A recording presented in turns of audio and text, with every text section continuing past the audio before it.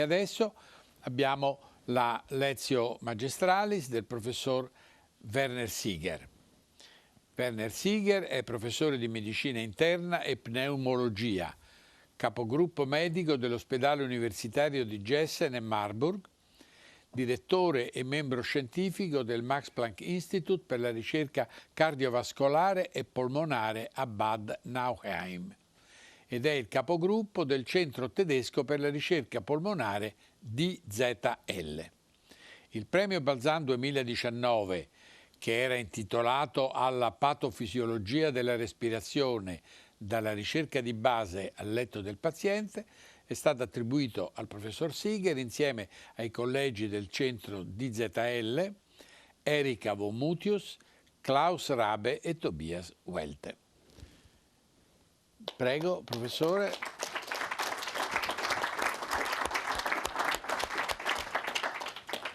Buonasera, good evening to all of you. First I want to say thank you that our group, the German Center for Lung Research, received the Balzan Foundation Prize last year, and we are very proud to have received this honor. Second, I want to apologize that I cannot speak Italian. I would love to, so it sounds so beautiful having listened to you, but I can't help. I must try to convey the messages in English to you. And third, I'm the last barrier between now and the dinner, and it will take some time, so I was said to take half an hour, so you should be prepared. And I will try to take you through some basics in medicine concerning the lung. And I provided a lot of pictures, and I will try to make you understand what we are going to do concerning this great importance of the small pulmonary circulation. So I will go along these 6 topics, and I start with the intelligent circulation. So this is funny, whether a circulation can be intelligent. What does this mean? So we are very basic here. So all of you is a little bit like this. Some cells, the environment, and the oxygen is taken up, and the carbon dioxide is given back.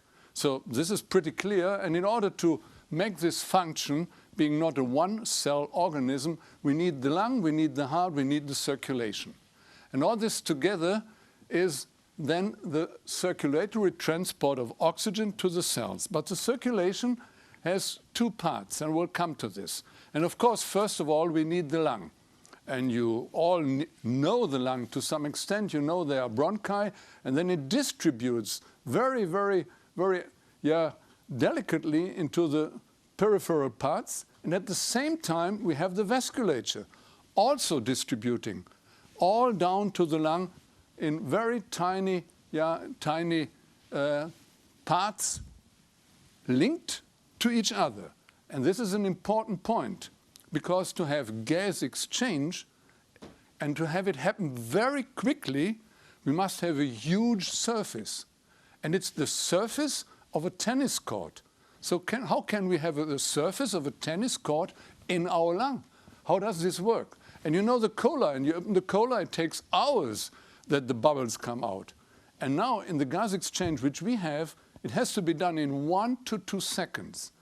And this functions because the air coming down is distributed over a tennis court size, and the blood, very tiny, is distributed and afterwards again recollected and going then back to the left side of the heart. So this is a perfect mechanism, a very delicate structure, which allows that we have only a transition membrane in between, which is 0.0001 millimeter, and nevertheless we do not have a bleeding in the lung. So it's perfect structure, stable enough not to have bleeding in the lung, which would be detrimental, which would be lethal, and at the same time allowing the blood and the gas to meet intimately. But to meet intimately means we have to have a rendezvous. And this rendezvous may work or may not work, such in real life. And you may assume very easy, there is 5 liters of gas going to a lung and 5 liters of blood going to the lung, so they should meet. We could live with 1 lung. If we had 1 lung, it would work perfectly, nearly normal. But you may imagine, if the gas goes to the one side and the blood goes to the other side, there is no meeting at all. There's no rendezvous. Therefore, there has to be a matching. The blood flow has to find the gas flow, has to match the distribution. And this happens in small villages. 4,000 acini, and we have 10 to the 5 small villages, acini, with alveoli, 2,000 alveoli, and they decide whether they vasoconstrict or vasodilate. So the normal situation, we have oxygen. They say, okay, fine, we can have gas exchange here, and it goes to vasodilation. If there is some mucus plugging somewhere, there is no airflow, no oxygen, then there will be no blood flow. The lung will vasoconstrict. So this is the intelligent side. It goes, the blood goes where there is the best gas in order to make this matching of perfusion and ventilation. And this mechanism has been named von Euler-Liljestrand mechanism, and it has been 60 years, more than 60 years, to find out how this works. And this has very shortly been resolved. And now comes a very tricky slide, and don't be surprised, don't be afraid. I give you only the message. So this is the small village deciding whether they vasoconstrict or not, and it all came down to the mitochondrial electron transport chain, which we need as energy for the cells.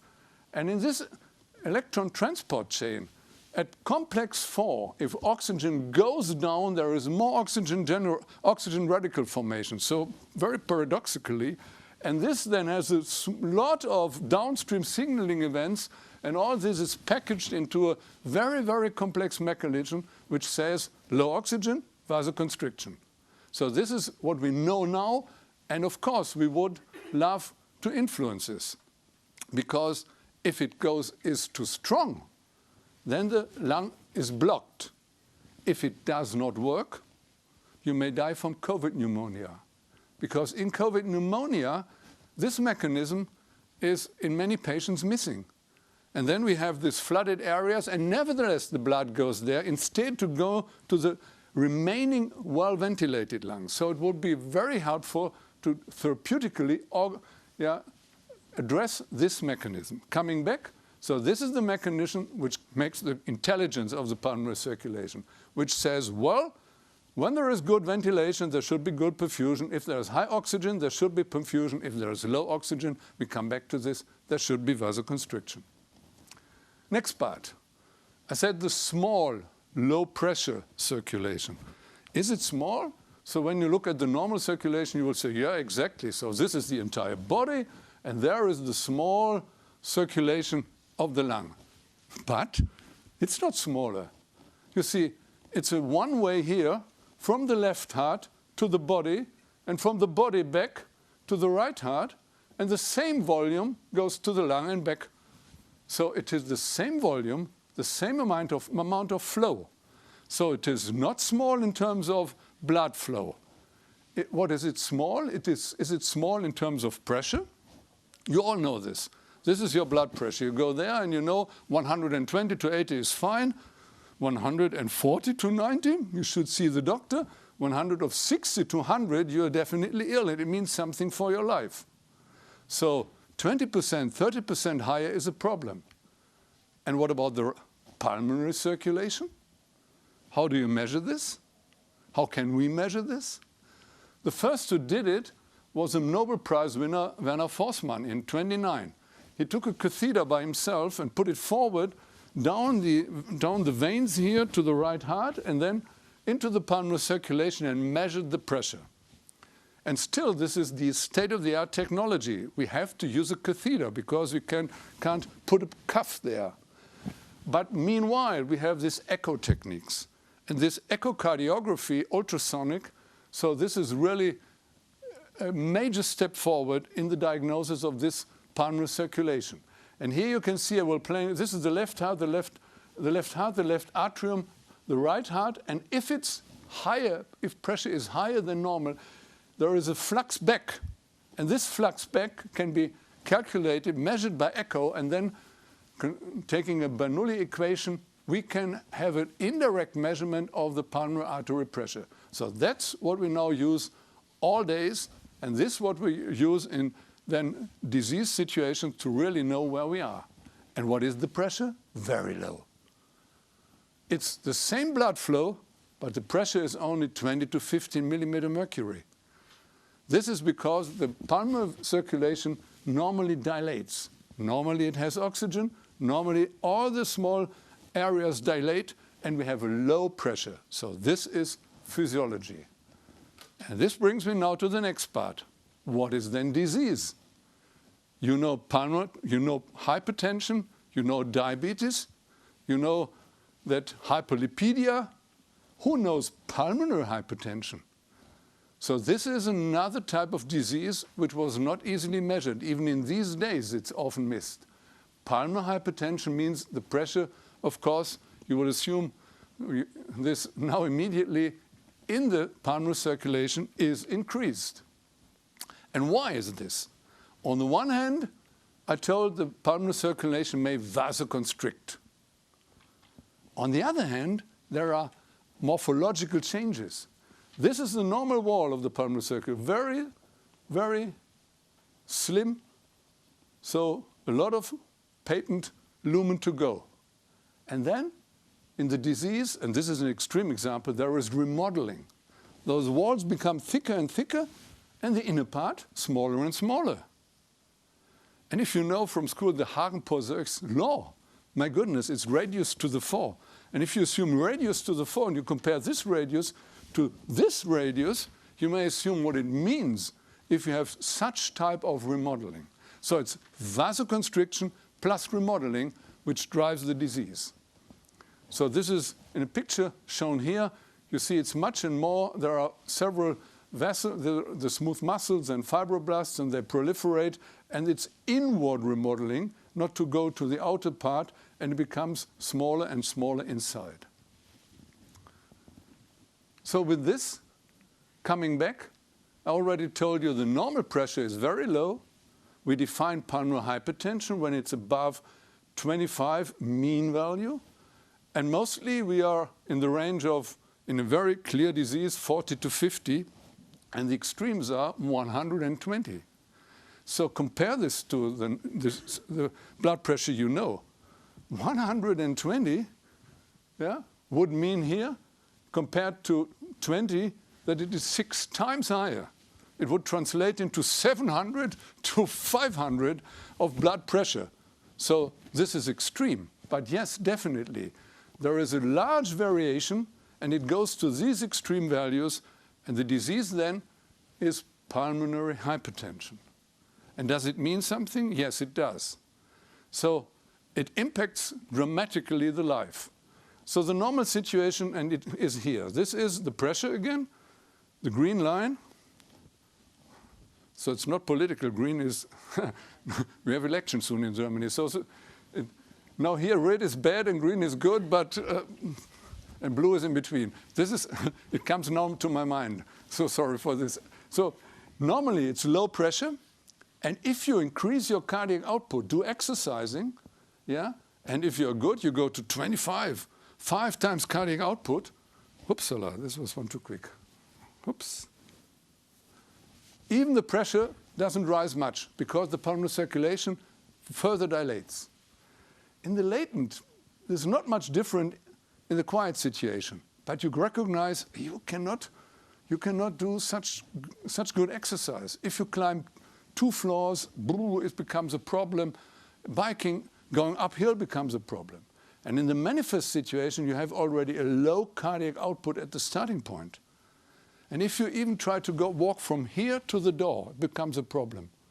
And even going to the bathroom in the morning is a major event because you are captured in having no cardiac output because the pressure of the lung cannot be overcome. And this is a severe situation, decompensated, edema everywhere, not being able to breathe anymore and prone to die. And this is shown here. So this is an extreme case. You see the pumping of the heart. This is the left ventricle receiving hardly any blood because it is blocked while trying to pass the lung. And this is the dilated right ventricle, and it pushes back all the time to the atrium instead of going to the lung. You see, this is a near-dying situation of severely decompensated right heart, which can't overcome pressure, the resistance in the lung in pulmonary hypertension. And this was a starting point, definitely. This has a very poor prognosis. The median survival time of pulmonary hypertension is only 2.8 years when being untreated. So this is worse than most of the cancer diseases in these days. And this is the classification. What are we talking about? Talking about a rare disease or a common disease? The first class, which we call in particular idiopathic, so coming out of its own pulmonary hypertension. This is a rare disease, but we learned a lot coming from this disease, I will tell you. But then we have this pulmonary hypertension linked to heart diseases, which we call pulmonary venous hypertension, or linked to lung diseases, or linked to chronic thromboembolic diseases when emboli are transported into the lung, or to whatsoever types of disease, HIV, for instance, or appetite suppressors, which was a catastrophe in the 60s in Germany and in Europe and in some countries in Europe, provoking pulmonary hypertension in young women. So these are the different categories. And when it comes to epidemiology, idiopathic is a rare disease. And it was our training horse, I will show you.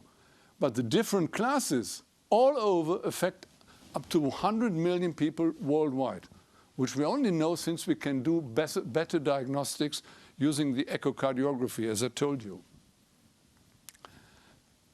So you made half of it now, okay? So genetics and environment. Of course, there must be genetics, but this is not the real solution. You know, most of it in our eyes in these days is unexplained. We know some gene mutations which increase the susceptibility to get pulmonary hypertension several-fold. But it's not that if you have a mutation, you get the disease. Your chance to get the disease is markedly higher. So there is much more which we try to dissolve in these days, and I will tell you a little bit about this. And environment, again, hypoxia. I told you, the small acini, they detect the oxygen. They are independent. Now, if you are at Mount Everest, each of the acini cells, oh my goodness, it's hypoxia here, and they make a vasoconstriction. All of those independent of each other. And in the sum, you have pulmonary hypertension. You cannot survive. It comes to vasoconstriction and then to the remodeling, the thickening of the vessels, and you cannot survive at Mount Everest base camp because you die of pulmonary hypertension. And the mankind succeeded to get up to 5,000, and this already is a problem. So hypoxia is one of the major environmental challenges. And these are people living above 5,000 meters, the highest extremes. And we measured the pulmonary hypertension in these individuals. And this is interesting. The mean part here, and these are natives here in the Himalaya, the mean part in Tibet is here in this range, higher than normal, but not so high. And you see there are some who do not at all have pulmonary hypertension. And they developed a genetic technology to cope with this hypoxia at high environment. But some others have not, in spite of belonging to the Tibet population, and they have high pressures, high up here, and they are really seriously ill. So high altitude, which affects a lot of million people worldwide, is one of the problems here when it comes to pulmonary hypertension. And the genetics is the one aspect, and the other aspect is the epigenetics. Those of you knowing epigenetics, forgive me, just try to explain this. But we have one genome, each of you, and many epigenomes. So what is the difference? The genome is a book in the library. It's a library full of books, that's the genome. But which book is opened, which book is read, which book is used? This is the epigenome. And you may use these or those books. And this is a very complex part, opening the books, opening the chromatin where the genome is wired very tensely to read what is written there in our genome, what to be used. And this is what we call the epigenome. And the same genome may, by opening different genetic parts, have a very different epigenome. And just for those not being experts in biomedicine, so the background. So we talk about the genomic changes, for instance, hypoxia, and the epigenomic changes. And this is, again, just to show you, this is epigenomics now, as far as we know, when it comes to hypoxia. These are microRNAs, long non-coding RNAs, a lot of stuff which those who are familiar with this genetic changes or epigenetic changes or signaling will know, just to show you that, again, this has become very complex here. This brings me now to what do we do knowing this? Do we have success? And the answer, well, some, but we are not fully there where we should be. Okay, what is the starting point? And all the treatments we have come down to this scheme here. And this scheme here says we have a major vasodilatory part, which is the prostaglandin, prostacyclin pathway in the lung. Another major vasodilatory part, which is nitric oxide and the downstream signaling, and a vasoconstrictor part, which is endothelin. So the prostaglandins, this was the Nobel Prize in '82 for Bergström, Samuelsson, and Vane. This was discovered as being generated by the endothelium and relaxing the vessels. And this was also our starting point. Our starting point in '93. And in '93, we used this prostacyclin for inhalation. I will tell you in a second. And having used this on intensive care medicine, there was this one patient which started the pulmonary hypertension development in our center and also in the German Center for Lung Research. She was bedridden, was sent to Berlin for heart and lung transplantation, was deep cyanotic, was near to die, and they told him, Berlin, those guys, they're in Gießen, they inhaled something to vasodilate. And we did it in intensive care medicine. So there was the days, Peter, so we know where NO inhalation came in from Warren Zapol and Konrad Falke, and we inhaled prostacyclin. And why did we inhale? We inhaled it because we wanted to give the vasodilator not totally to the body, everywhere. We wanted to use the air distribution, and there we want to put the vasodilator in order to mimic this intelligent vasodilation of the lung. Only to vasodilate there where there is good oxygen and good blood flow. And this we did in intensive care medicine, in those having acute respiratory failure, as those patients now having severe COVID and being on the respirator, even on ECMO. And then we said, well, we can try to do it in this chronic patient. And we didn't use prostacyclin, but some longer-acting prostacyclin. And we did not use such fancy inhaler, but we constructed ourselves an inhaler. And we made the first inhalation ever, and the pressure came down. And this was the starting point to say, wow, this is the way to go. And it took another 11 years, several studies, and now inhaled iloprost, a long-acting prostacyclin, and inhaled treprostinil are worldwide approved. And then we were in this field. And there was an interesting drug coming up in the 90s, which is the Viagra here. And everybody was interested, and we also became interested. Why did we become interested in Viagra? This is, again, the scheme here, a little bit lower. And I told you the other pathway, and this is the NO pathway, endothelium relaxant factor. This was Nobel Prize in '98 by Murat Ignarro and my goodness, and Furchtgott. And this NO then goes to an enzyme which is called, you can't read it perfectly, soluble guanylate cyclase.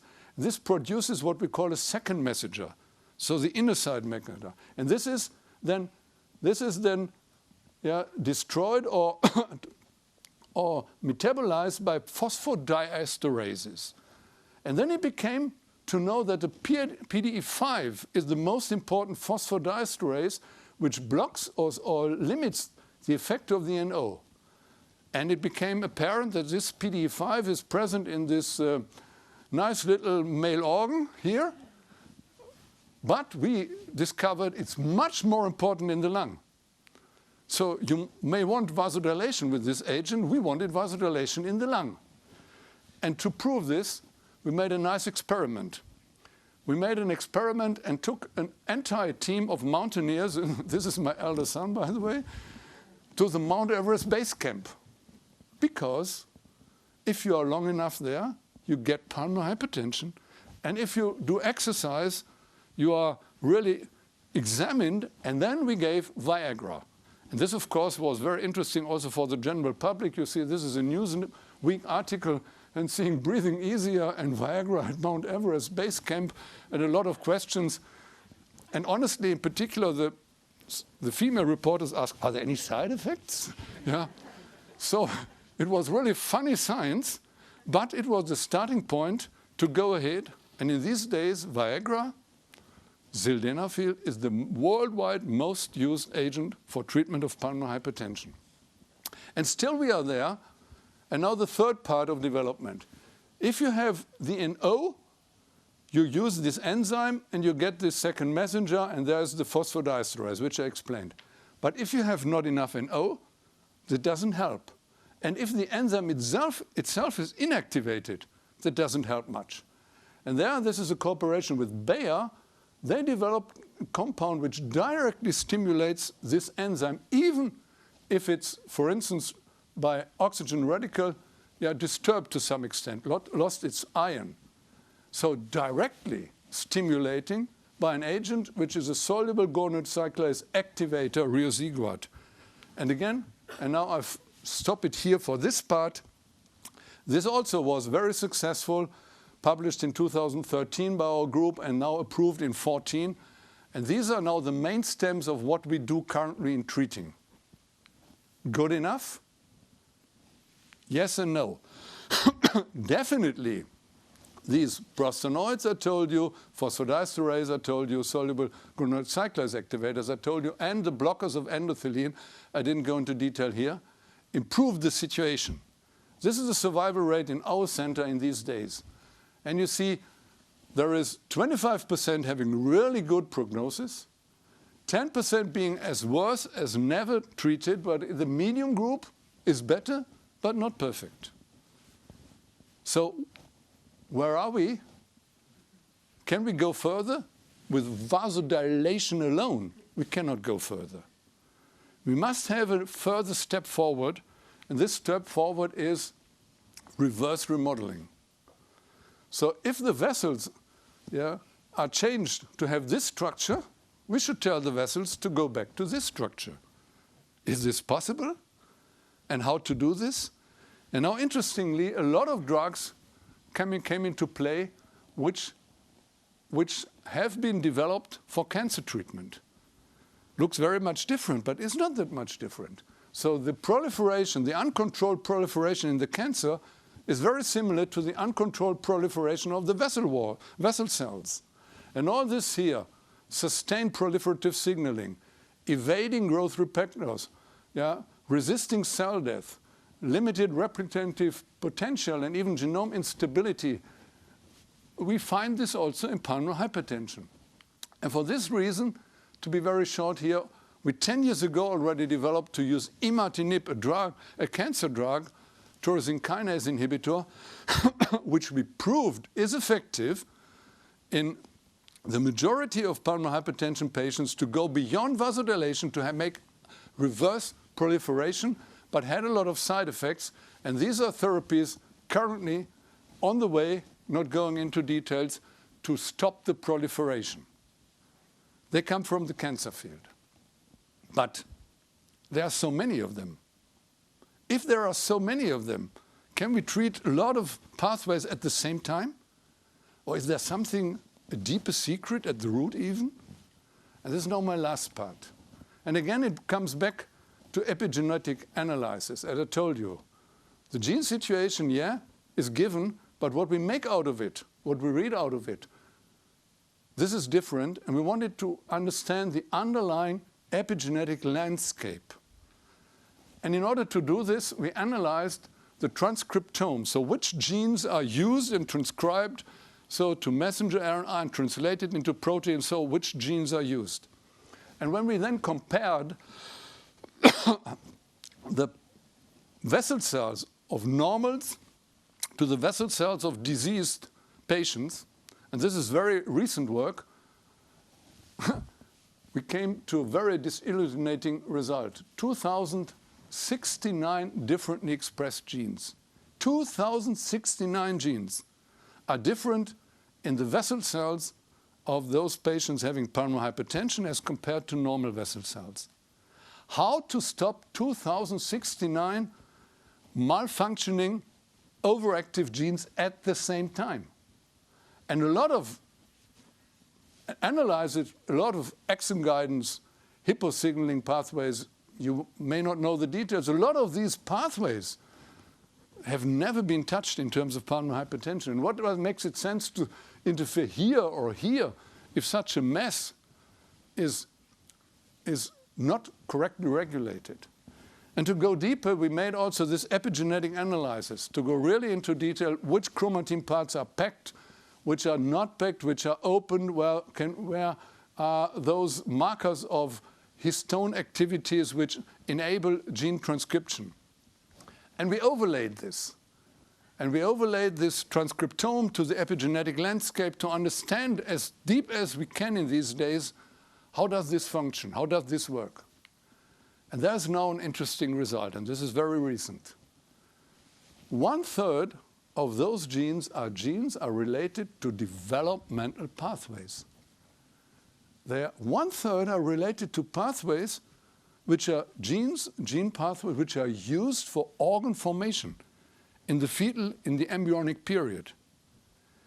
And even more, when we then went for a hierarchy of these genes, it all comes down to less than 4 lung developmental master genes. This is a number which can be addressed, not 2,000. Underlying master genes which are relevant for development. And this brings up a new idea. And this is very recent now. It's the concept that pulmonary hypertension may be aberrant mimicry of lung vascular morphogenesis. And this is all of you. All of us had pulmonary hypertension when we were an embryo, a fetus, because it didn't make sense to have blood going to the lung.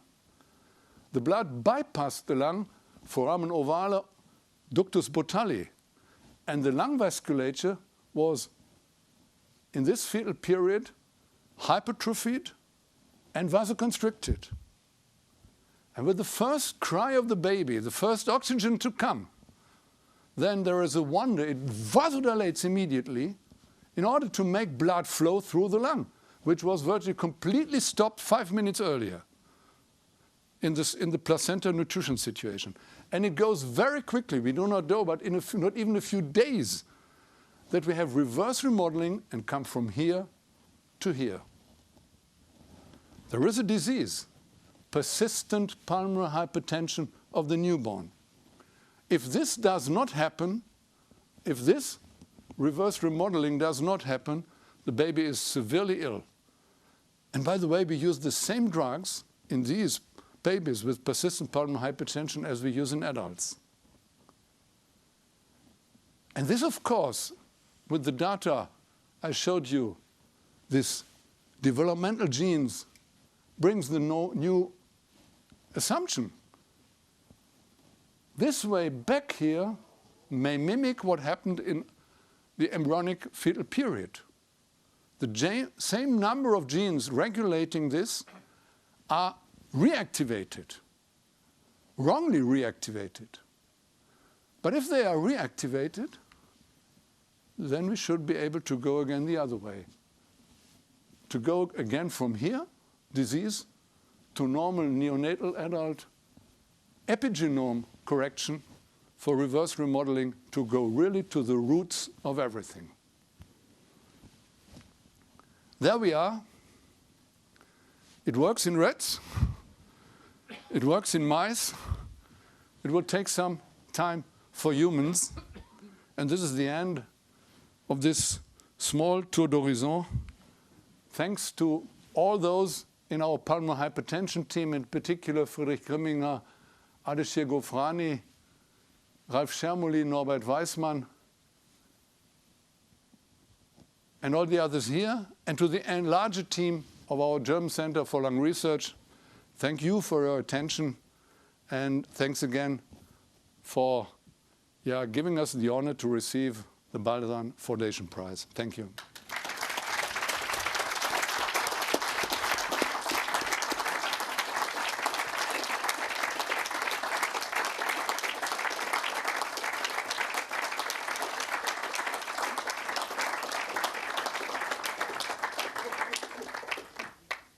Grazie al professor Seeger per questa sua relazione importante, non facilmente comprensibile agli economisti, ma l'intuizione in qualche modo ne configura l'enorme rilevanza. La nostra riunione, l'annuncio dei premi e l'annuncio dei vincitori, nonché i premi dell'anno 21, si conclude qua. Grazie a tutti per la presenza e arrivederci presto.